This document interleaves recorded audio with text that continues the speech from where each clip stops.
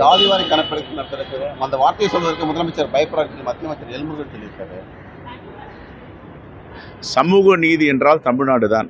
அது உத்தரப்பிரதேசமோ குஜராத்தோ கிடையாது. சமூக நீதிக்காக போராடுகின்ற மாநிலம் தமிழ்நாடு.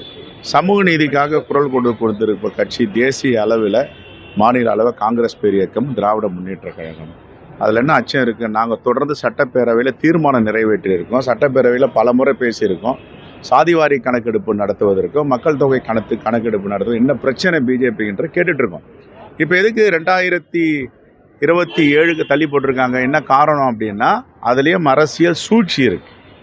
தமிழ்நாட்டை வஞ்சிக்கணும், தென் மாநிலங்களை வஞ்சிக்கணுன்ற சூழ்ச்சி, அந்த சூழ்ச்சியால் தான் செஞ்சுருக்கு. அதை புரிந்து கொண்ட முதலமைச்சர் அவருடைய பாணியில் சொல்லியிருக்கார். அச்சம் எங்களுக்கு இல்லை, அச்சம் பாஜகவுக்கு தான். சமூக நீதியை கண்டா முருகன் மாநாடு மதுரையில் நடத்துகிறாங்க. நான் கேட்குறேன், மதுரையில் அமித்ஷா நடத்துகிறாரு, குஜராத்தில் நடத்துவாரா முருகன் மாநாடை? குஜராத் மக்கள்கிட்ட போய் முருகர் என்ற ஒரு கடவுள் இருக்காருன்னு சொல்லுவாரா? உத்தரப்பிரதேசத்தில் முருகர் மாநாடு நடத்த முடியுமா பாஜகவால்? அங்கே போய் அவர் தமிழுக்கு மட்டும்தான் கடவுளா? வட மாநிலங்களுக்கு கடவுள் இல்லை. வட மாநிலங்களுக்கு கடவுள் இல்லையா? விநாயகர் எங்களுக்கு கடவுள், முருகர் கடவுள், எல்லாரையும் கடவுள். நான் இந்து, நான் எல்லா கடவுளையும் ஏற்றுக்கொள்ளுகிறேன். இவன் ராமரையும் நாங்கள் ஏற்றுக்கொள்ளுகிறோன்னு வச்சுக்கோங்க. அப்போ நீங்கள் முருகரை குஜராத்தில் ஏற்றுக்க மாட்டீங்களா? உத்தரப்பிரதேசில் ஏற்றுக்க மாட்டீங்களா? அங்கே போய் பாஜக முருகர் மாநாடு நடத்த வேண்டியது தானே?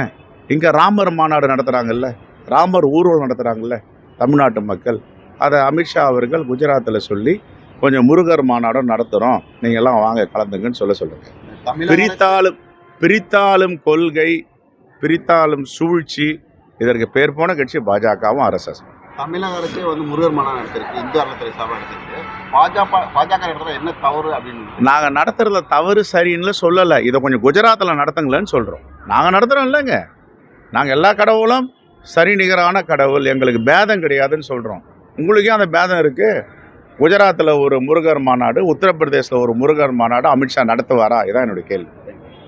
செய்திகளை உடனுக்குடன் தெரிந்து கொள்ள கீழ்கண்ட கேபிள் மற்றும் DTH நெட்வொர்க்குகளில் எம்நாடு செய்தி தொலைக்காட்சியை காணுங்கள். பாதகம் செய்பவரை கண்டால் நாம் பயம் கொள்ளலாகாது பாப்பா.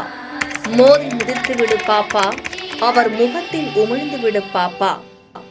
அண்மை செய்திகளை உடனுக்குடன் தெரிந்து கொள்ள இணைந்திருங்கள் எம்நாடு தொலைக்காட்சியுடன்.